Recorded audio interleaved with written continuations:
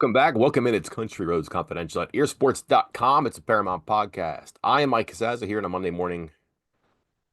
Sprung four this week. Let's turn back the clock, Chris. Q&A mailbag. Haven't done it in a while, and quite a few things have happened. Baseball team lost. Spring football rolling. Basketball team, I guess, in the NCAA tournament for sure. Like there's this team that wouldn't talk about it at all, speaking openly about how great it's going to be in the tournament. Man, a lot to cover. That's just on the field. New president, revenue sharing imminent, a whole bunch of things we can talk about. Never a bad time to do this, but this seems like as good a time as any. Sure does. And you guys had lots of questions, lots of upvotes. This is, I think, by a pretty good margin, the highest number of upvotes that we've seen across several questions here. So a lot of things that apparently the fans want answered, and Mike and I will do our best. I think, maybe. Sure, we'll Yeah, give it our best. you Let's just jump will. right into it. You ready? Right. First question, subscribers ask questions, we answer. Very democratic process. Like Chris mentioned, upvotes.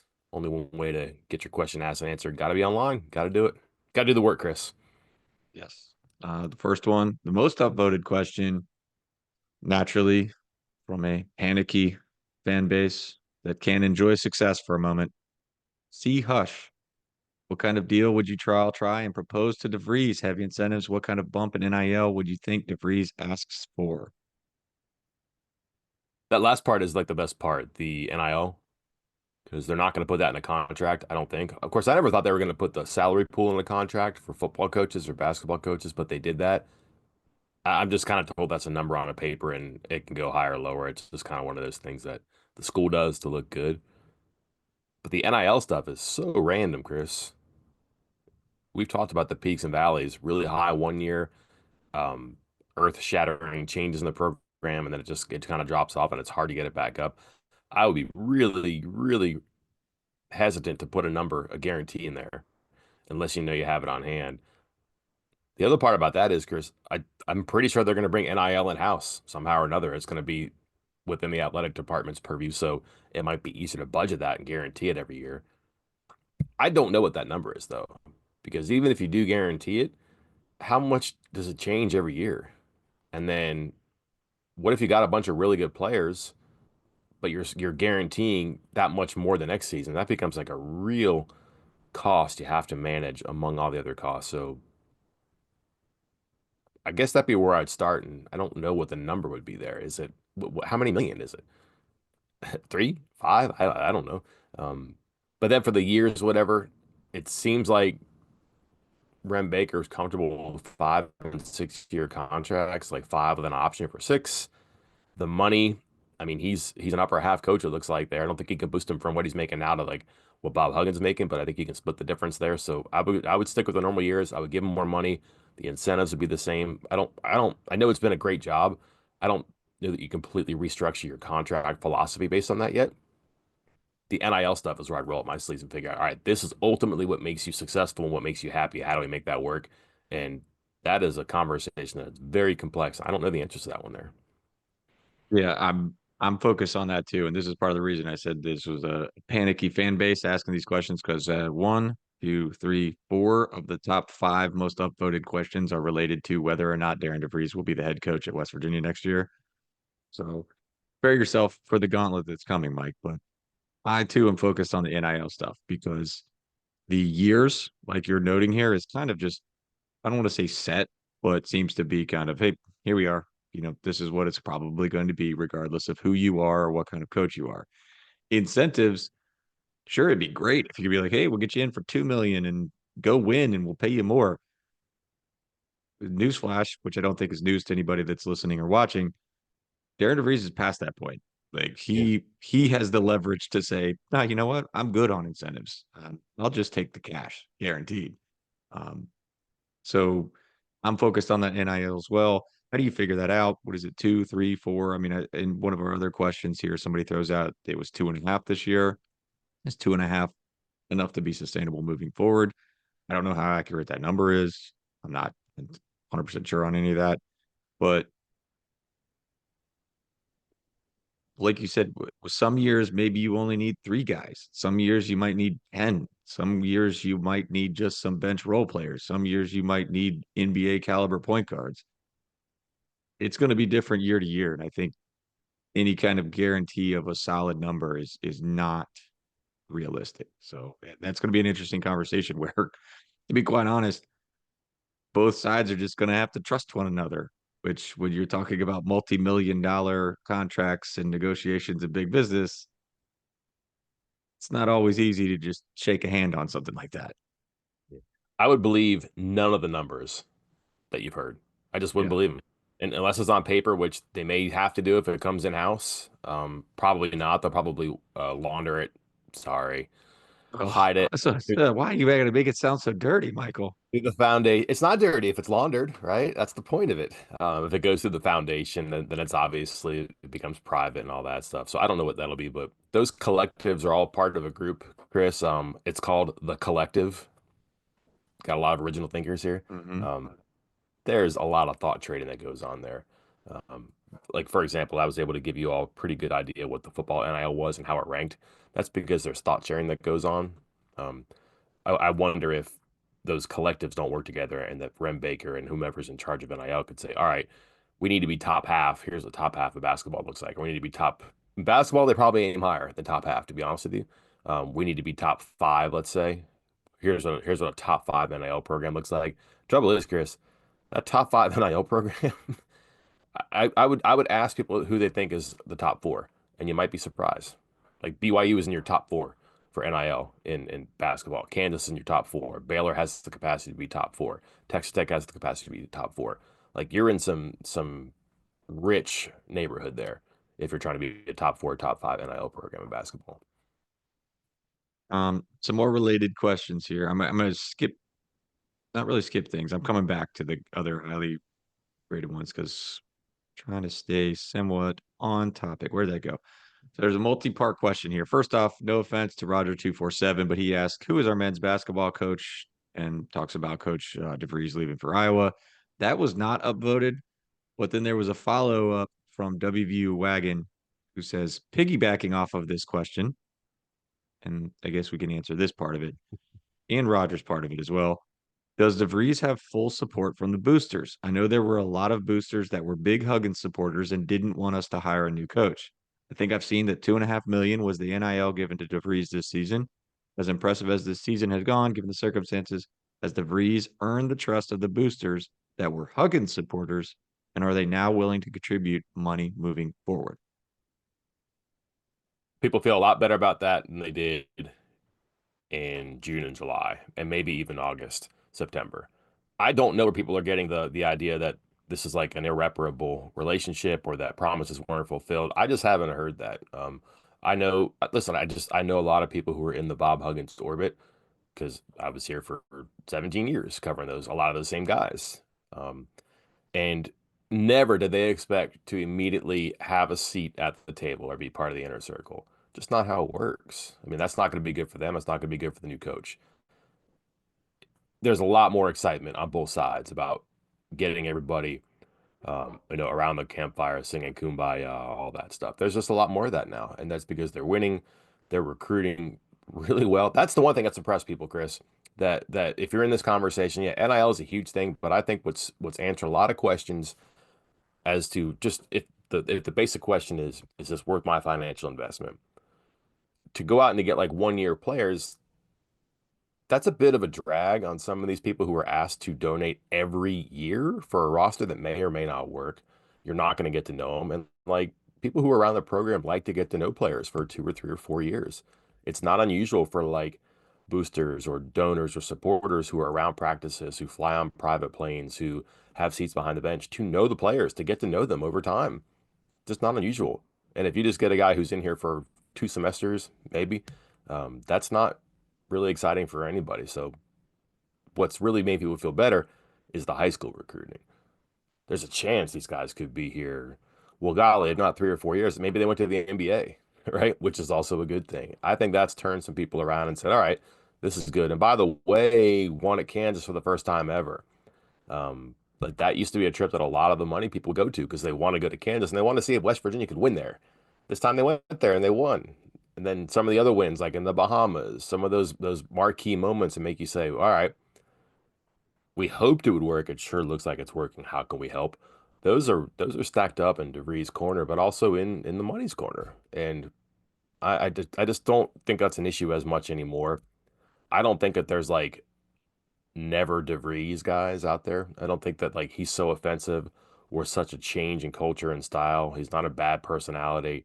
He's not a guy who's locked everybody out. I don't think that there's like this not now, not ever mentality out there. People who were in and stepped out can come back in if they want to. I think that there's a new line of people who want to get in now. They sensed an opening or they thought it was their time to get involved because new coach, they have a chance to start from the ground up with everybody else. I think there's a crowd of those people too that doesn't get talked about enough. Just not a concern. And then although also this is just the fact of it. Like West Virginia's gonna have to spend, and they're gonna spend on stuff like they haven't before because they've committed that with football. They're gonna have to do it with basketball. That's the other part about this too. They've done so much of football, they've got to do it at basketball now too. Otherwise, yeah, you risk losing your coach. I'm not saying they will lose their coach, but I think West Virginia's aware. We've committed to football. We need to commit to basketball too.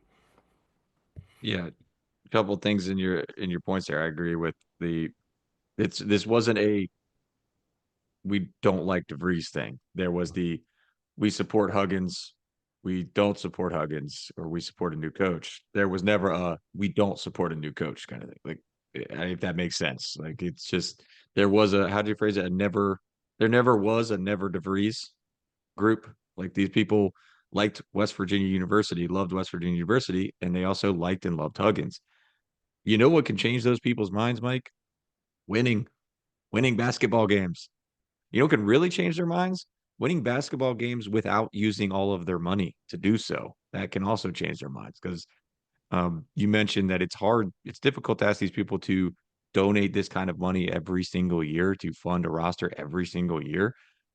Yeah, like could you imagine being one of those people that donated tons of money to a team that ended up winning 9 games 1 year ago? You came, West Virginia came back asking me for money the next year. I'd be like, B, leave me alone, go away, slam the door in their face. So it's difficult. I don't know how you would approach that. Like almost like you need to rotate through which donors you go to, ask them, hey, instead of every single year, maybe these people can give every other year, every third year, every fourth year, and that way we can spread out some of that. But I just don't know if there's that kind of money around to do that. But to the question of, hey, are these people that were pro Huggins now going to support? Yeah, I think they will. I think those people were anti DeVries. They were pro winning at West Virginia. And you know what West Virginia did under Huggins? They won. So Mhm. now that West Virginia is winning under DeVries, I could see them turning right back around and being very supportive of the program. And you might have had a crowd of people who wanted Andy Kennedy or Jared Calhoun or somebody, and doesn't happen to get Josh Eilert. And then maybe they're more adamant about, hey, do it right. Go get Andy Kennedy. They probably realize the second time around that's not going to happen. It didn't happen the first time. It's not going to happen. So they're a little bit quieter, more, maybe they're more out than in. Maybe they're more understanding. But at no point this season do you say, boy, you could have had Jared Calhoun. I know he's doing a good job at Utah State, but it's not like you're trading, right? It's not like it's so bad with Darian DeVries you're trading. And it's not like you're saying, oh man, could have had Andy Kennedy. I don't even know what UAB's doing, right? Like they're not making a run in March this year, I don't think. So it's just that stuff. I think it's the time that people can posture and say, I got money, please listen to what I suggest here. But you can also say no. And then it's up to that person if they want to be involved or they want to become a UAB booster or a Utah State booster. And I don't know that that money is migrated to those different geographies. Next question from Tomcat F14. Does WVU have the funds available to pull a top 10 point guard, top 10 center, and backups at both of these spots? I see those as the only clear needs considering the likely returners and incoming freshmen. Was that an and or an or? Because the answer is And, not, yeah, and. no. I don't know who does, to be honest with you. I'm also not sure that this offense, this roster goes the top 10 center, Chris. Like maybe like a 6'10 center.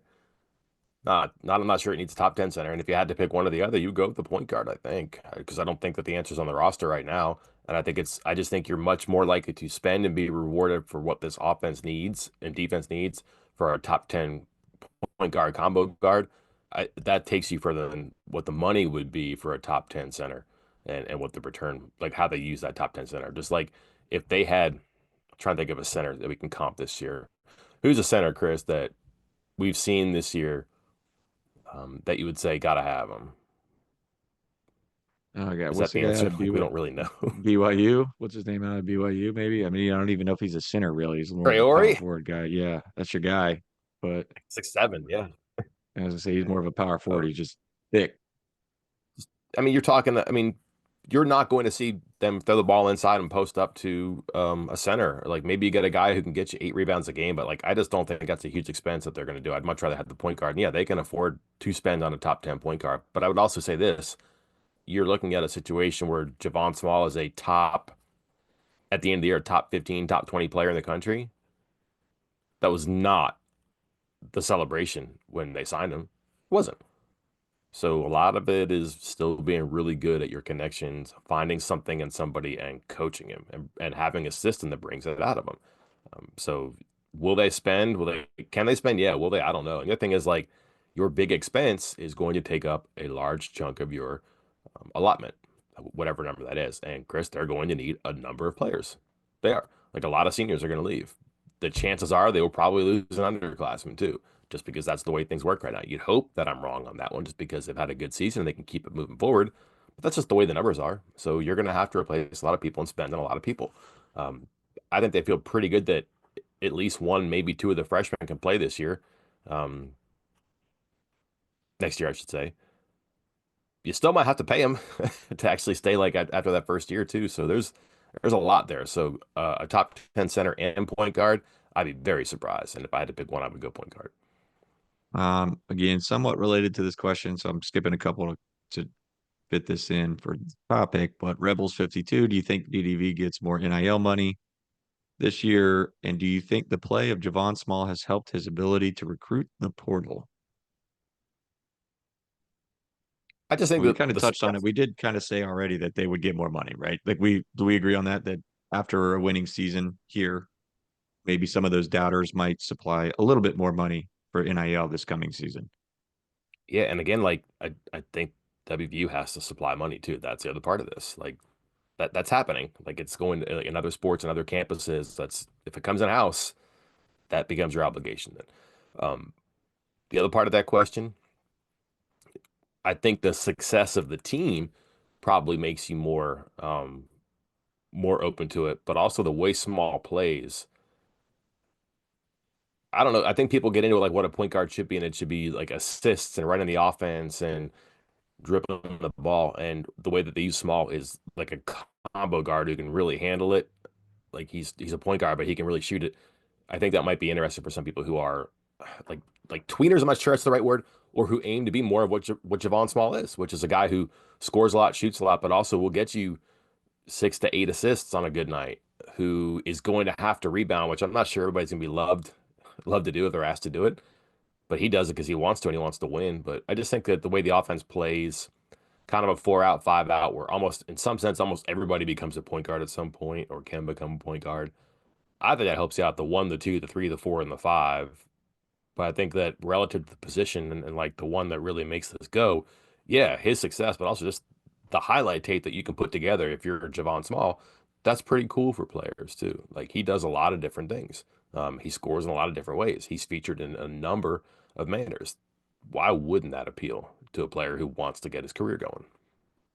Yeah, absolutely. I think it a lot of what hey, can this help with the next point guard is which time like the accolades that are going to come, the recognition, all Big 12 stuff, any other awards that he might win, NBA potential. Like again, a lot of these transfer. I mean, some of these transfers, especially in basketball, they are looking to find a better spot.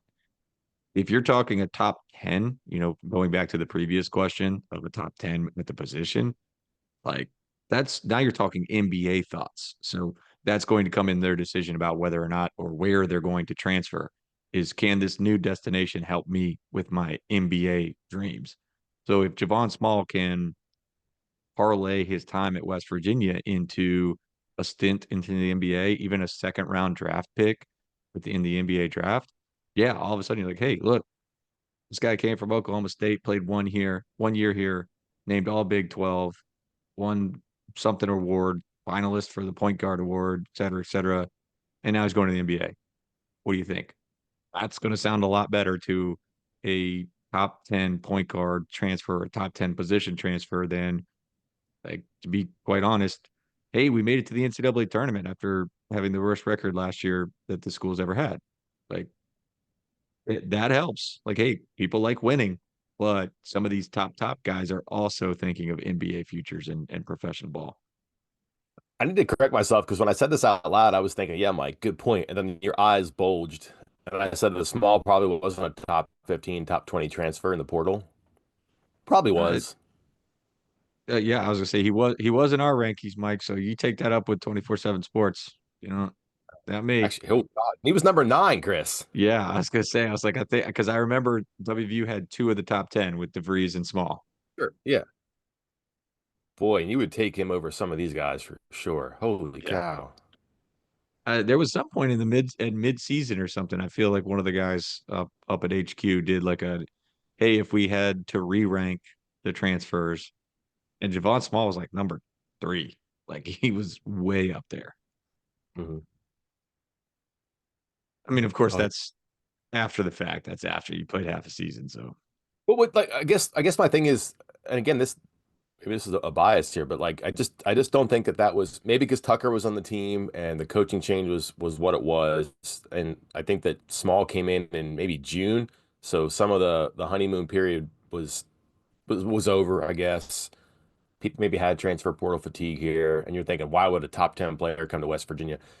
And also this too, that his star is so bright and so high right now in the sky that it's very easy to see a totally different player than even a top 10 transfer prospect. Like he's just been that good this year too.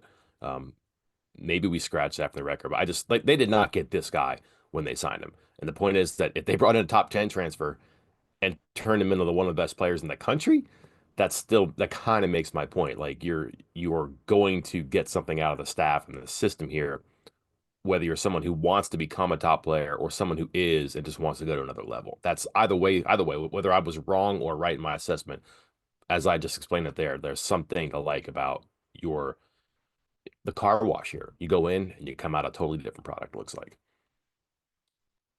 all right. Again, this was a Q&A where we had the most of votes I can remember, and we got one, two, three, four more questions that had double digit upvotes. So we'll try to stick with these four. And I'm going to ask you, Mike, do you want to talk football, media, baseball, or the university president? Let me tell you about that text when we get done, Chris. Okay. Listen, this the one I'm reading here. It's just a question. Someone asked a question about why Harris Elizovich didn't walk. The expectation is 4-year seniors are likely to get another year of eligibility. Elizovich is a 4-year senior. Chris, there's another pretty good 4-year senior on the roster. You know his name? Not, don't, don't get me started. I thought we already shot this down because I thought, I mean, that's coming from. I told you who I was going to ask that question I to, so know, that came from this because person. I mean, Is yeah, that one? and I would not expect that to not be correct, but I thought, wasn't it? Because wasn't it? I remember it was Jeff Goodman, and I think he was it Jeff Goodman who made the Rothstein initial. started with this. Rothstein started with just a random tweet with no Yeah, context, and then the other reporters, like a couple of days later, were like, by the way, that's not happening. yeah. I was gonna say, I remember it was like got started and got stopped pretty quickly on social media, from some of those guys, Goodman, Rothstein, the usual cavalcade of college basketball insiders. That's Well, we can just clip that off and put it in for the 3-minute video for Wednesday. Can't wait that long, but I can't because that's pretty interesting. It's happening in real time right now. I'm firing off. Yeah.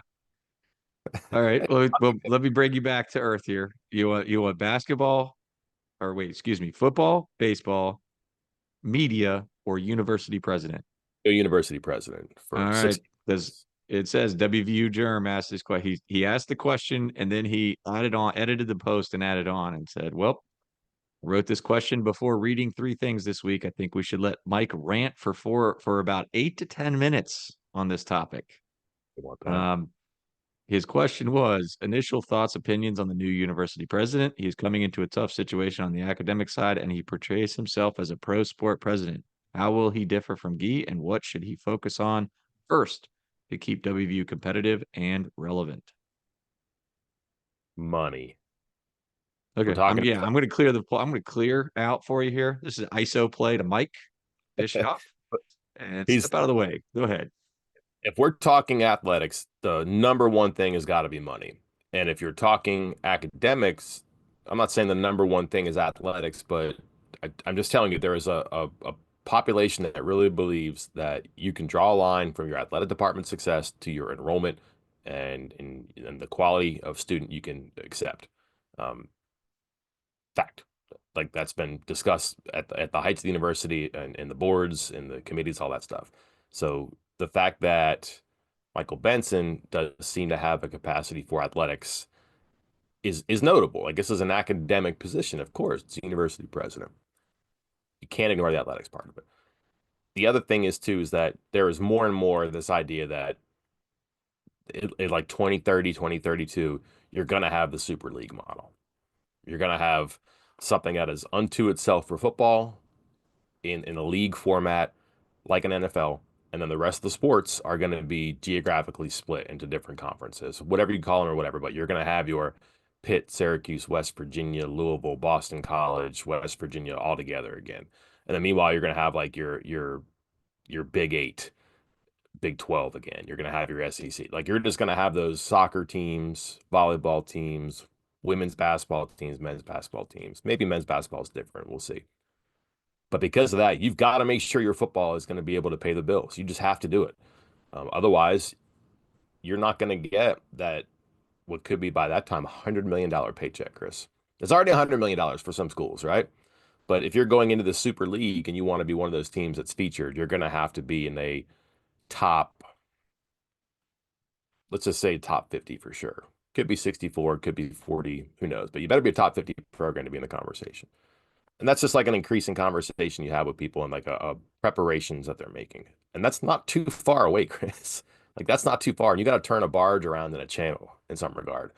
So that's really difficult. So, anyways, yeah, they had to get an athletic lean, but also like the academic situation here is just not good. The money situation here is not good. So, what do we expect athletically? It's a different animal, of course. Coastal Carolina, West Virginia.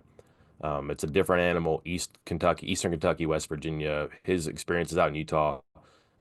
We'll see, but the promise is there. This is somebody who, to my knowledge, was not like an initial name or an initial leader in the race. Board of governors and the people that he talked to and interviewed with and met with, they were really excited by the fact that he had some sort of vision for like this athletic and academic partnership. And I'm not sure the specifics, but what I've been talking about, he had something there that impressed people. And then it kind of went from there. And the more they peeled layers back, wow, this guy could be really good for overall performance of the job. The stuff I want to scratch the surface on, like there's like Joe Moglia is a pretty interesting guy in the business world. He was also the football coach at Coastal Carolina for a couple of years, and then he's just served a number of roles there. But he's worked with Benson in a number of like business slash athletic things. Like he's an advisor for him to figure out, what does the president do with athletics? How does athletics help the department, the university? That's a really successful executive in the business world who also knows a lot about college sports. I'd love to talk to that guy and just figure out, hey, what does he know? What does he see? Because something obviously clicks. The specifics of the question, I can't answer yet because I haven't talked to him or talked to a whole lot of people who have talked to him about what's going to happen now. But the ideas were good. Obviously, he's here, or he's on his way here, but he's crossed the finish line as far as the competition with others. And if you look at the finalists that we believe that existed, his resume is different from them in that there is the athletic um, angle experience. He's traveled that avenue with this job, with his job he has right now, and that's going to be a difference, I think. I don't think he's going to be the second athletic director. I think he understands that they've got to put a lot of money into the account because they've got to create a lot of money for sports. All right. That's it. I don't have anything to add. I passed it into you on the inbounds, and then I sprinted to the corner, and I didn't even put my hands up. I just Yeah, stood in the corner because can't make that corner three. I don't have anything to add. I don't know much about this topic, so I'm leaving it to you. But I liked what you had to say there. the nature of the question that he asked, so I think is what he said is that when I wrote something on Sunday about just, I'm really curious what they're going to do with revenue sharing, Chris. It's close. Like we're like a month away, maybe, from this being finalized, and like we don't know what West Virginia's plan is. Does West Virginia know? Like we've talked about, like, oh, we're going to have a seating change. Big things are coming. We don't know what the big thing is. The seating change. They just said expect a change. So you got to give answers sooner or later on this stuff because it's going to be significantly different. And I think if you ease people in rather than just throwing them in the cold end of the pool, you're not going to have people hyperventilating over this stuff. But that's why the president is so important because he's got to be vetted. You got to brief him on this stuff and he's got to sign off on it. Like these are his ideas of what he's walking into. And if he doesn't want to go fully funded because he thinks it's bad for the overall bottom line of the university, guess what? They're not going to go overall fully funded in revenue sharing. They won't because they might have to borrow money from the university to pay the athletics. Possibility, not reality. I'm just saying, like that's why he's an important hire, and why you'd like to know more about what they're going to do with revenue sharing. You can say we're going to be fully funded, fine, Chris. I'm going to dunk a basketball. I got to do it first, though. Yeah. Very different. All right, next question. I'll take the media one because I got some thoughts on this. I won't completely clear out. I need you involved in this one, but I do have some thoughts. Lester Boy 69 says maybe I wasn't paying attention, but I don't recall Neil Brown having a 25 plus minute press conference after every spring practice and appearing on multiple podcasts, radio shows, YouTube shows like Rich Rod has. What do you, as reporters, make of the amount of access the press is getting to Rich Rod and his staff? Do you think the press conferences and other appearances are part of a media plan? Drive interest in the coaching staff and team. Also, are the press conferences and interviews part of a charm offensive to win over people who may still be on the fence or put off by the Rich Rod hire? Um, I do think some of these extra stuff, like I know people have been sending me links of him appearing on other people's podcasts, like national podcasts, former player podcasts, different things like that. I do think that is a push to build the brand of West Virginia University football. It's a push to get out there some positive vibes about the program, build it up in the eyes of fans, media, players, recruits, everything like that. Um, I think it's smart. It is smart. All of that is smart. Um, where I hesitate on the question is, and he did, and Lester did put in here, hey, if I'm wrong, please, forget the question. You're not wrong, like, but on the part about the press conference and stuff, the it's funny, Mike. I don't know if you remember, I think this was like 3 years ago, 4 years ago, maybe there was a comment I made that drew some pushback, let's say, um, from up on high about the access that we had to spring football. The email And the battle you funny got. and the funny part was that I had every single schedule release or media schedule plan dating back years. And we used to in the early years get 10, access to 10 practices, and then it was 7, and then it was 6, and then it was 5, and then it was instead of 2 hours, it was 1 hour and 30 minutes, and so on and so forth. Now, that started to perk back up over the last couple of years, I'll be quite honest with you, because I do remember they would say, like, if you look at the spring media schedule for last spring, to answer the question from Lester here, um, there's just like this 3 practices a week. And you're right, there was no Neil Brown after every practice, but that was because it was Neil Brown, and then the next practice was players, and the next practice was assistant coaches, and then it was back to Neil Brown, then it was players, then it was coaches, then Neil Brown. I actually enjoyed that. Like when you're talking to one person 3 times a week, every single week, there's only so much you could talk about and ask about, even if it is the head coach of the football team. So being able to get a variety of players and assistant coaches is fantastic. It's even better when you have an entire staff of 40 new assistant coaches that you could cycle through for interviews over the course of 5 to 6 weeks here. Um, so I do not think there is more access because like as mentioned, I think in a follow-up post by somebody on the board, 8 minutes of actually seeing practice through what is it? What are we on? Number 6 now? 7? about to have 7 today, right? Mm. Later today. So that's not great. Um, and I think this almost feels like, Rich Rodriguez coming out every single practice is more of a one. The charm offensive, I think, was how it was put in the question. Good point, and he should be. He is a personable coach. He does not mind getting up there, or he doesn't seem to mind. He seems to gel in well with the questions and a little banter with the reporters and everything, cracking jokes and whatnot. Um, but also, it's like, hey, you can't close all the practices and not do interviews. And this is almost like his way of saying, fine, I'm not opening practices, so I'll just talk to them every day, and hopefully that's enough. Um, so give and take on some of that question there. I just don't like the access has not been great so far. It's certainly worse, less than everywhere, and we know why. Well, we I don't. we know why they want it to not be, but it's the least amount of access we've had ever. Yeah. I mean, So far. outside of COVID, like ever, for spring football practice. So, No, we saw like 2 practices during the COVID year, so we're already oh, over it. yeah, okay, yeah. That got cut off after 2 workouts. So, yeah. So a couple of things that I've dug in on because I saw some feedback to me making excuses for the football staff or pandering to get in their good side, which is comical. Hey, Sounds like you. yeah, just yeah. So Rodriguez does different practices than Brown. Brown eased into practices. Like the first half hour was like stretching and stuff like that and special teams. I haven't seen it, but I'm told Rich's practices are different. They're hot at the start. And that's the stuff you don't want cameras to see because they're doing things that are formative and important.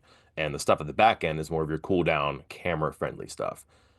What happened the day we were out there, I think things just didn't go good. And like if you remember, Rodriguez wasn't delighted by what he had on the field that day. And I would imagine that in order to make sure he got the most out of practice, we got sacrificed 22 minutes of our 30-minute window. That's just the way it is. Like we will always hold the short end of the stick. That's not okay. That's just the reality. Also, they don't know who they have or what they have, and that's been a thing. Like, hey, can we have? Well, what new players are you going to talk to? I don't know if he's good. I don't know if he's a starter. I don't know if he's going to be here in the summer. All right. Well, how about a former player? Well, he's not the starter yet either. Just because he was here doesn't mean like so. And the problem there is that you can't even tell simple stories like what was it like versus what it's like. What are the new guys like that like how do they fit? Because so to some regard, like there's not even a whole lot of value talking to the younger players who are new or the older players who've been here for a while. And that's explanation, excuse. I don't know. That's up for you, but that's the reality. Is that I think there's also an underlying concern about if you do put somebody out to talk, a competitor in his position says, well, I guess that means I'm not going to be in the mix here. Maybe I should think about transferring.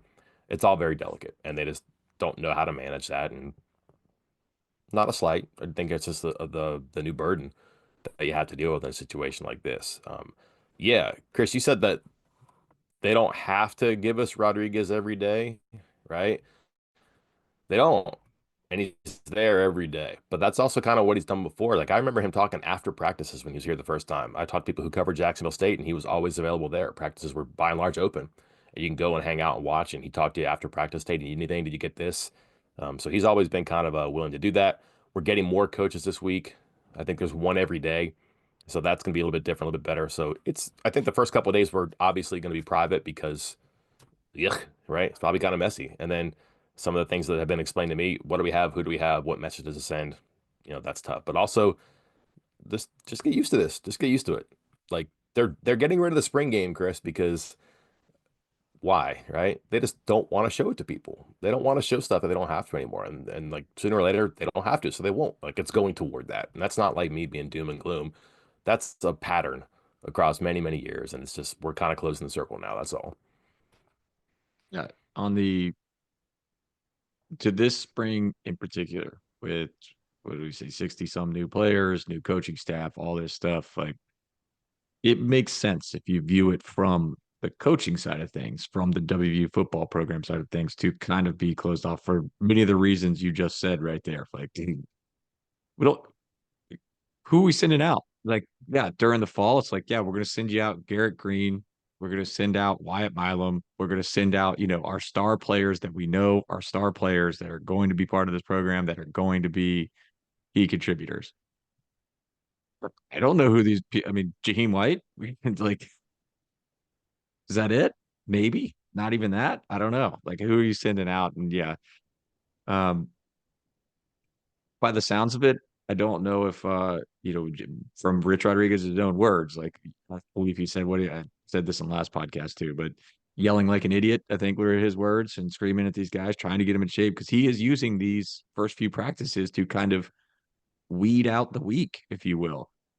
Is that what you want on video if you are the football program? Like just a lot of cuss words, a lot of screaming, a lot of running, and just doing all that stuff? Probably not. Is it necessary? Probably so. So my hope is, hey, we've gotten past that point and now we'll start open things up, or maybe this is one year thing. But like you said, I just don't think it is. They just get used to it. You mentioned it back during COVID when they're making these changes because of COVID and it's never coming back.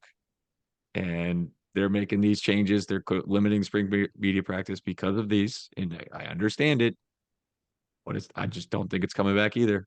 Just this is it.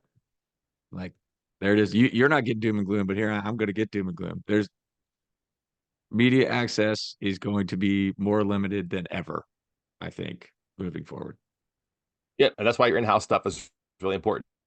And I'm pretty sure that the in-house media director is gonna have the pressure on her to make sure that the product is as good as it can be, right? Because she has a stake in this too. So I'm sure that the head coach trusts her to do that as well. We also have to ask ourselves, what is Chris spring football? What is it? Just to be clear for It's those that are unique this year. listening I or get that. watching, all right, that's Rich Rodriguez's daughter, right? Yes, who's Okay, like go ahead. omnipresent with her camera. She's at every practice, every media availability, near as I can tell, doing exactly what she's supposed to do. But like that's her job now because I can't do it, you can't do it. She's asked to do it, and again, if she does that, we get stiff arm, which not a complaint. That's how it is, but she has to do that. That's why she has that position. Chris, what is spring football now? It's 15 practices in the spring. Breaking news, right? I'm not sure anybody cares. I just don't. I think people would like to read about it and see it, and as long as they get that, they don't care. But Chris, imagine you're a baker. You work at Zeke's on High Street. You're in there at 4 in the morning baking, and you're making bear claws and biscuits and bagels and anything else that begins with a B and is delicious, right? And you're doing that quietly and behind the scenes. It's dark. No one else is in there. No one cares. Well, when the doors open and you sit down and you eat that breakfast and you've been waiting for it for so long, you get that treat to go with your coffee on the way to class, on your commute to work. You want it to be good. You don't care that he got in there at 4 in the morning, that he's got arthritic fingers because he's been kneading dough forever, that they tried a new ingredient. You don't care. You just want what you want and you want it to be good. The baker might tell you a story about all the hard work that went into it or what they're doing that's new and different, unlike somebody else. Can I have my bear claw? That's all you really want. Um, and like that's kind of the way this goes. Like this is just 15 practices. That's all. The bigger deal maybe is what happens in the summer. And then that's the big deal that no one really cares about because they only care about what happens in the fall. Well, the fall has what, 4 weeks before that? And no one really cares because it's all about the season of the game. So as long as they do their job behind the scenes, as long as they get those bear claws and the biscuits and the bagels out on time, everybody will be happy. All right, two more questions. We'll just follow right up with this one. WVU football. Who's standing out in spring practice? Have you heard about anybody standing out in spring practice? Nope. No, not They, one player review, not one. And anytime they're asked about a player, check this out. Anytime that yeah, Rodriguez is asked about a player, he says he can't do it, he won't do it. Anytime an assistant coach is asked about a player, it goes back to something general. I could not tell you. I've just heard nice things about some players that are like on the offensive line that have done well. I haven't heard anything about anybody running or catching a ball The quarterbacks all get great reviews, but like I can't distinguish any of that stuff for you. And defensively, there's so much apparent movement going on about trying to figure out, can we get a couple of guys to learn a couple of different things? Can we figure out where we need and who we do not want or need? But that's seemingly everything, everybody, every day because they're trying to figure that out. It's a snow globe right now. I don't know.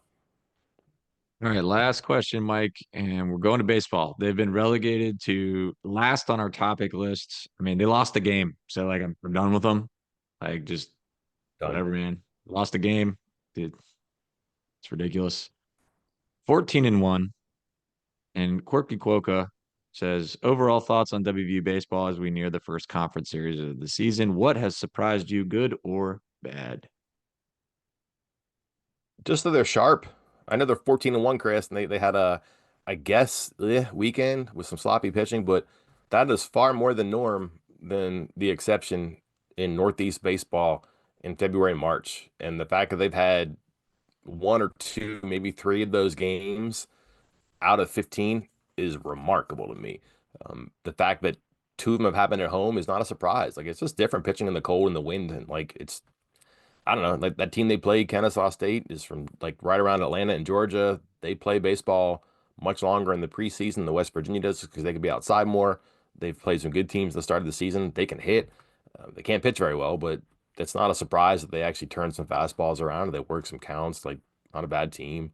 I just think for them to be 14-1 is incredible. Like it's really hard for a Northeast team to do that because it's just difficult to be sharp at the start of the year and to avoid some to avoid the rakes, Chris, to borrow from another sport, as often and as impressively as they have, ought to say a lot about how prepared they were and how able the coaching and the players are right now, especially the pitching, even though it was not great. But I say pitching, Chris, we've been hung up on that a lot. Up and down their order, they got big batting averages, not big power numbers, but big batting averages, and you can't score runs. You're not on base. They're getting on base a bunch. That's good. Yeah, I liked your point there. Then took mine. I should have jumped ahead of you, but I know because hey, I know what everybody else loves to hear is when somebody takes youth coaching and compares it to like college and high level pro stuff. But I had was coaching our first baseball tournament of the year. Like you said, it's been winter, it's been cold, it's terrible. And that first tournament, we were playing 5 games in 2 days, and all of these teams looked bad because it's been winter. Like you're just rusty. You're not getting all the reps. You're not getting out on fields. You're not doing all that stuff. Your pitchers are only going a couple innings. You're really not, dressing them long term for a lot of pitching. And so you have to use more pitchers, and the more pitchers you use, typically the worse they get. It's the same. That part is the same thing in college. And, I saw somebody, it looked terrible. And then you see college and you see West Virginia. And like you said, West Virginia doesn't look like a team from the Northeast that's coming off of a long, cold winter that didn't get a lot of reps. And so I think that's a big thing right there. And that's what stood out. Cause yeah, the hitting has been better lately. Remember, that was what we said after the first series was like, hey, the pitching was outstanding, but that hitting's a little, we got to watch that. And now what? 14, 9, 16, 17, 11, 11, 7, 8 over the last couple weeks. Those are runs scored by West Virginia. That's pretty remarkable. So they're coming around on all sides of the ball. But just kind of staying consistent. When you can do that, that is the hardest thing, or I mean, it is the hardest thing, and it's the quickest way to success, especially in a regular season with baseball, because it's such a long season. You're playing so many games, and if you can just stay consistent with it, you can pull out some wins. And I mean, 14-1, regardless of opponents. And there's been, not terrible ones, but 14-1 is pretty darn impressive. Yeah, they're batting 327 as a team, which is pretty good. I think six of the regulars are at or above 300, which 300 is, I mean, that's a good number in the major leagues. I think people would say it's a little bit different in college because the bats are different.